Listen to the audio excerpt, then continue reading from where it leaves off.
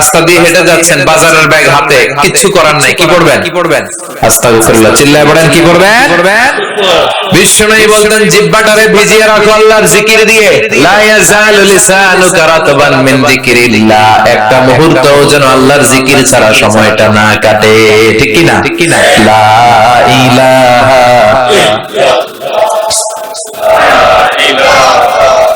লা ইলাহা ইল্লাল্লাহু মুহাম্মাদুর রাসূলুল্লাহ সাল্লাল্লাহু আলাইহি ওয়াসাল্লাম।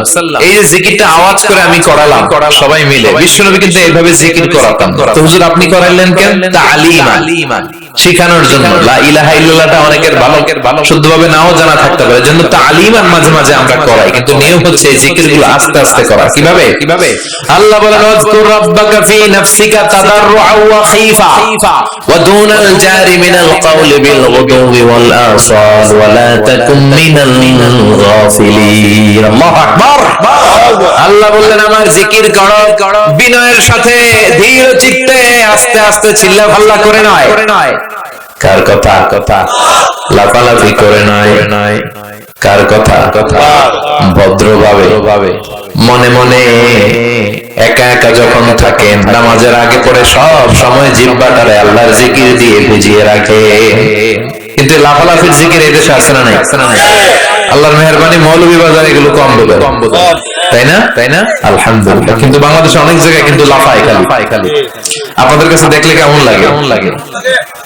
আমি এখন জিকিরের কথা কইতেছি, কেউ যদি আইসা আমারে ধরে, হ্যাঁ, এদিক থেকে যদি আমার কাঁধে ওঠে, আমার মাইক যদি ধাক্কা মারে, আমি দেবো দৌড়।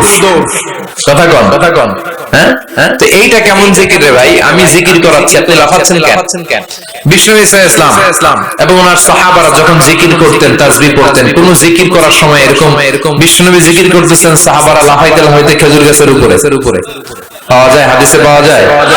অথবা বিশ্বনবী তাসবিহ পড়তেছেন, জিকির করতেছেন, সাহাবারা লাফাইতে বিশ্বনবীর কান্দে আছে। তাহলে এগুলো করা যাবে। আবার অনেক জায়গায় এমন জিকির করে, হুই হাই হেই হো, আছে না নাই? হ্যাঁ, ওই যে কয় বসেন, না, এগুলো ভুল, এগুলো আমরা করব না। এই যেটা উচ্চারণ করলো, এই কথাটা বলতেই পারি না কোথাও। বললেই আমি মাহফিলে দুই একজন উঠলে আমি উঠতে দেই না। তো আমি বলি, এই উঠলেন কেন? বসেন। তখন সবাই শুরু করে বসেন। তো এরকম লাফালাফি করে জিকির করা, এটা সুন্নাতে নাই। আমরা ধীরস্থির ভাবে জিকির করব। বিশ্বনবী বলেছেন আফদালুয যিকরি লা ইলাহা ইল্লাল্লাহ, সবচেয়ে শ্রেষ্ঠ জিকিরের নাম। আবার এটার নাম কালিমায়ে তাইয়্যিবা। এটার নাম কি? বিশ্বনবী বললেন মান ক্বালা লা ইলাহা ইল্লাল্লাহ মুখলিসান মিন কলবিহি দাখালাল জান্নাহ। ইয়াকিনের সাথে, ঈমানের সাথে একবার যে তার জীবনে পড়তে পারল লা ইলাহা ইল্লাল্লাহ, তার জান্নাতের মালিক বানায়া দিবে কে? আবার আল্লাহ বললেন দারাবাল্লাহু মাসালান কালিমাতান তাইয়্যিবাতান কাশাজারাতিন তাইয়্যিবাতিন আসলুহা সাবিতুন ওয়া ফারউহা ফিস সামা। সুবহানাল্লাহ পড়েন। এটার নাম দিলেন আল্লাহ কালিমায়ে তাইয়্যিবা। এই লা ইলাহা জিকিরের নাম কি বলেন? কালিমায়ে পবিত্র বাক্য। এর চেয়ে পবিত্র আর হয় না।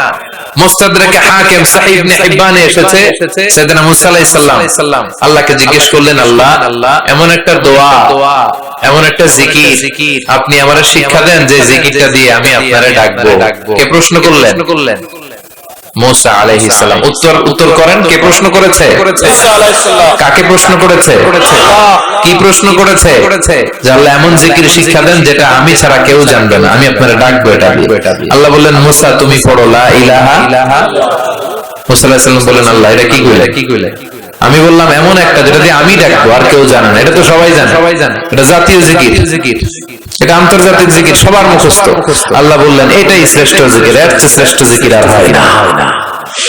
আল্লাহ ডেকে বললেন মুসা, লাউ তাদউ লা ইলাহা ইল্লাল্লাহ ফি কাফা ওয়াস সামাওয়াতু ওয়াল আরদু ফি কাফা, সাত আকাশ সাত জমিন যদি এক পাল্লায় রাখো, লা ইলাহাকে যদি আরেক পাল্লায় রাখো, লা রাজাহাত কাফাতু লা ইলাহা ইল্লাল্লাহ, মুহূর্তের মধ্যে লা ইলাহার পাল্লাটা ভারী হয়ে যাবে। সাত আকাশ সাত জমিন এক পাল্লায়, লা ইলাহা আরেক পাল্লায়, বাড়ি হবে কোনটা? সবসময় লা ইলাহা জিকির করতে রাজি আছেন? আবার বিশ্বনবী বলছেন আহাব্বুল কালামি ইলাল্লাহি আরবা, আল্লাহর কাছে সবচেয়ে প্রিয় কথা চারটি। মৌলভীবাজারের ভাইয়েরা চিল্লায় কোন আল্লাহর কাছে সবচেয়ে প্রিয় কথা কয়টি? জোরে বলেন কয়টি? এক হলো সুবহানাল্লাহ, দুই হলো আলহামদুলিল্লাহ, তিন হলো লা ইলাহা ইল্লাল্লাহ, চার হলো আল্লাহু আকবার। এই চারটা কথা আল্লাহর কাছে প্রিয়। পড়তে রাজি আছেন? মনে থাকবে তো? আবার সাইয়েদনা আব্দুল্লাহ ইবনে আমর ইবনে আল-আস বলেন রাআইতু রাসূলুল্লাহ সাল্লাল্লাহু আলাইহি ওয়াসাল্লাম ইয়াকিদু তাসবিহা ফি ইয়ামিনিহি, আমি বিশ্বনবীকে ডান হাতের আঙ্গুলের গিড়ার ভিতরে তাসবিহ পড়তে দেখেছি। সুবহানাল্লাহ পড়েন। আপনাদের ডান হাতে আছে সবার? ওঠান দেখান আমার এইভাবে। এই তো সবার হাত দেখা গেছে। এবার আঙ্গুলগুলো এরকম করেন আমার মতে, এই যে এরকম, এই আঙ্গুলটা এখানে নিয়ে সালাত শেষে সুবহানাল্লাহ 33 বার এভাবে শুরু করবেন, সুবহানাল্লাহ সুবহানাল্লাহ সুবহানাল্লাহ সুবহানাল্লাহ সুবহানাল্লাহ। কারণ সাইয়েদনা আব্দুল্লাহ ইবনে আমর ইবনে আল-আস বিশ্বনবীকে আঙ্গুলের গিরার মধ্যে এভাবে সুবহানাল্লাহ পড়তে দেখেছে। এই আঙ্গুলের গিরা কিয়ামতের দিন আপনার পক্ষে আল্লাহর কাছে সাক্ষী দিবে। হাত নামান। তাসবিহ পড়েন না অনেকে, ওটা জায়েজ প্রয়োজনে, কিন্তু এটা বেশি সুন্নাহ, সুন্নাহর কাছাকাছি নিজের আঙ্গুলের গিরায় করা। বিশ্বনবী এইভাবে করতে রাজি আছেন সবাই? আল্লাহর জিকির করতে ভালো লাগে। সাইয়েদনা আবু বকর, সহিহ বুখারীর বর্ণনা, বিশ্বনবীরে বললেন ইয়া রাসূলুল্লাহ আল্লিমনি দুআআন আদউ বিহি ফি সালাতি, ও নবী আপনি আমারে এমন একটা দোয়া শিক্ষা দেন যেই দোয়াটা আমি নামাজের মধ্যে করব। বিশ্বনবী বললেন তুমি নামাজের মধ্যে পড়ো আল্লাহুম্মা ইন্নী যালামতু নাফসি যুলমান কাসীরা ওয়া লা ইয়াগফিরুয যুনুবা ইল্লা আনতা ফাগফির লি মাগফিরাতাম মিন ইনদিকা ইন্নাকা আনতাল গফুরুর রহিম। সুবহানাল্লাহ। এটাকে আমরা বলি দোয়ায়ে মাসুরা, এটাও একটা ইস্তেগফার। যেখানেই ক্ষমা চাওয়ার কথা আছে ওইটাই ইস্তেগফার। বুঝতে পেরেছেন?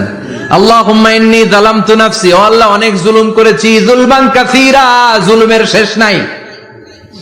ওয়ালা ইয়াগফিরুয যুনুবা ইল্লা আনতা, আপনি ছাড়া এই জুলুম আর পাপ ক্ষমা করার কেউ নাই। ফাগফিরলি মাগফিরাতাম মিন ইনদিক, নিজ গুণে আমার গুনাহ ক্ষমা করে দেন। ওয়ালা ইয়াগফিরুয যুনুবা ইল্লা আনতা, আপনি ছাড়া গুনাহ ক্ষমা করার দ্বিতীয় কেউ নাই। আমাদের পাপ ক্ষমা করার আর কোন সত্তা আছে? চিল্লায় বলেন। আবার বিশ্বনবী বললেন যত ইস্তেগফার আছে সব ইস্তেগফারের সেরা সর্বশ্রেষ্ঠ ইস্তেগফারের নাম সাইয়্যিদুল ইস্তেগফার। কি নাম?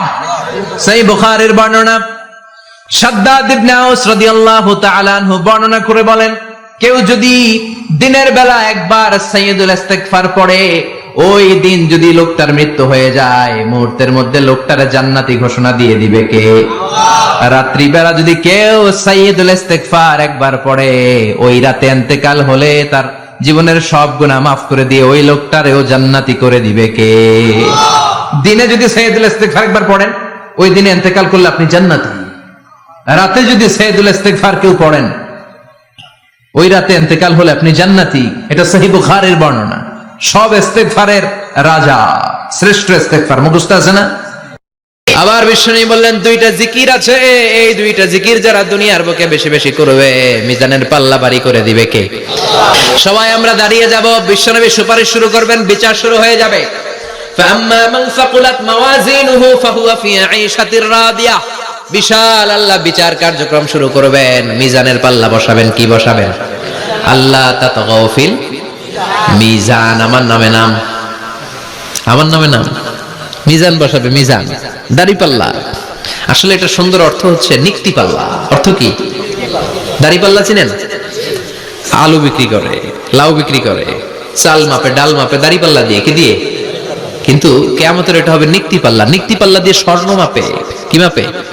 চাল বিক্রির সময় দু চারটা চাল বেশি গেলেও লস নাই, কম গেলেও যে কিনছে তার লস নাই। কিন্তু স্বর্ণ বেচার সময় যদি স্বর্ণের কণা চলে যায় বেশি, আমও শেষ, চালাও। এজন্য স্বর্ণ দাড়ি পাল্লায় মাপে না, কারণ এটা ক্ষুদ্রাতি ক্ষুদ্র হিসাব করতে হয়। এটা মাপে কোন পাল্লায়? নিক্তি পাল্লায়। এক কণা স্বর্ণ পড়লেও এটা মিটারে উঠবে। দাম কত? চিৎকার করে বলেন ঠিক কিনা? আল্লাহর মিজানের পাল্লা এমন পাল্লা, ফামান ইয়ামাল মিসকালা যাররাতিন খাইরান ইয়ারা ওয়া মান ইয়ামাল মিসকালা যাররাতিন শাররান ইয়ারা। যাররা পরিমাণ ভালো কিছু করলে সেটাও নিক্তি পাল্লায় আমরা দেখব। জাররা পরিমাণ খারাপ করলেও দেখব। জাররা, জাররা চিনেন? অণু। জাররা মানে সবাই বলেন আরো জোরে, বস্তুর ক্ষুদ্রতম একক, যেটা সহজে দেখা যায় না। জাররা বুঝাই আমি এভাবে, শীতের দিন টিনের ঘর আছে কাদের, দেখি হাত তোলেন তো। টিনের ঘর, মাশাআল্লাহ, আপনারা সুখী মানুষ, হাত নামান। বিল্ডিং এর বাড়ির চেয়ে টিনের ঘরে কিন্তু সুখ বেশি, জানেন? অনেক সুখ। টিনের ঘরে চালের মধ্যে ছিদ্র থাকে না, কথা কয় না? শীতের দিন সকালে দেখবেন ওই ছিদ্র দিয়ে সূর্যের একটা চিকন সূর্যের রশ্মি ঢুকে, পুরো ঘর অন্ধকার, কিন্তু ওই জায়গাটা যে ছিদ্র, সূর্যের আলোটা খুব চিকন হয়ে পড়ে নিচে, দেখছেন? ওইটার কাছে যাবেন, কাছে গেলে দেখবেন ছোট ছোট ছোট ছোট ধূলিকণা দেখা যায়। অন্য কোথাও এগুলো দেখা যায় না, কিন্তু ওইটার ওই চিকন ছিদ্রটা সামনে দাঁড়ালে ধূলিগুলো উঠতেছে, দেখছেন? ওইটাকে আরবিতে বলে জাররা। ওইটা কি বলে? ফামান ইয়ামাল মিসকালা যাররাতিন খাইরান ইয়ারা ওয়া মান ইয়ামাল মিসকালা যাররাতিন, ওই ধূলিকণার জাররা পরিমাণ ভালো করেছো, ওইটা আল্লাহ ছাড়বে না, আমলনামায় তুলে দিবে। সুবহানাল্লাহ পড়েন। ওই ধূলিকণা পরিমাণ খারাপ করলেও আমলনামায় তুলে দিবে কে? فأما من ثقلت موازينه فهو في عيشة راضية, সেদিন মিজানের পাল্লায় যার নেকের পাল্লা ভারী হবে তার খালি সুখ। তার কি? فهو في عيشة راضية, সে আনন্দে খুশি করতে শুরু করবে, নাচানাচি শুরু করবে। তাকে ডান হাতে আমলনামা দেয়া হবে। কোন হাতে? আল্লাহ তুমি আমাদের ডান হাতে আমলনামা নসিব করো, আমাদের হিসাবটারে সহজ করো, মিজানের পাল্লায় আমাদের নেকের পাল্লাটা ভারী করে দিও। আবার বিশ্বনবী বললেন দুইটা জিকির আছে, এই দুইটা জিকির যারা দুনিয়ার বুকে বেশি বেশি করবে মিজানের পাল্লা ভারী করে দিবে কে? কালিমাতান হাবিবাতান ইলার রহমান খাফিফাতান আলাল লিসান সাকিলাতান ফিল মিজান, দুইটা জিকির আছে। এই জিকির আল্লাহর বড় প্রিয়, কিন্তু জিহ্বায় উচ্চারণে একেবারে হালকা, কিন্তু মিজানের পাল্লায় ওজন হবে অনেক বেশি। সুবহানাল্লাহ পড়ে। আল্লাহর কাছে প্রিয়, জিহ্বায় হালকা, কিন্তু মিজানের পাল্লায় রাখলে উহুদ পাহাড়। তার প্রথম জিকিরটা হলো সুবহানাল্লাহি ওয়া বিহামদিহি, দ্বিতীয়টা হলো সুবহানাল্লাহিল আযীম। পড়েন সুবহানাল্লাহি ওয়া বিহামদিহি, সুবহানাল্লাহিল আযীম। পড়তে রাজি আছেন? ফাআম্মা মান সাকুলাত মাওয়াজিনু, মিজান শব্দের প্লুরাল হচ্ছে মাওয়াজিন, মিজানের প্লুরাল কি? ফাআম্মা মান সাকুলাত মাওয়াজিনু, যাদের মিজানের পাল্লা ভারী হয়ে যাবে তাদেরকে ডান হাতে আমলনামা দিবে কে? আল্লাহ তুমি আমাদেরকে ডান হাতে আমলনামা দিও, আমাদের হিসাবটা সহজ করে দিও, আমাদের বিচার তুমি করতে যেও না রোজ হাসরে হে আল্লাহ, আমার করোনা বিচার, আল্লাহ করোনা বিচার। বিচার করলে আমাদের বাঁচার উপায় আছে? বিষ্ণু বলেন মান নুকিশা উযযিবা, সেদিন আল্লাহ যার নুকিশা মানে নিকাশ করবেন, হিসাব নিকাশ, মান নুকিশা উযযিবা, যার হিসাব নিকাশ আল্লাহ নিতে শুরু করবে, উযযিবা তার শাস্তি দিবে, ধরে ছাড়বে। আর যারে মাফ করে দিবে তার আনন্দের শেষ নাই, ঠিক কিনা? রোজ হাসরে হে আল্লাহ, আমার করোনা বিচার, আল্লাহ করোনা বিচার। এটা কিন্তু দোয়া, জানেন?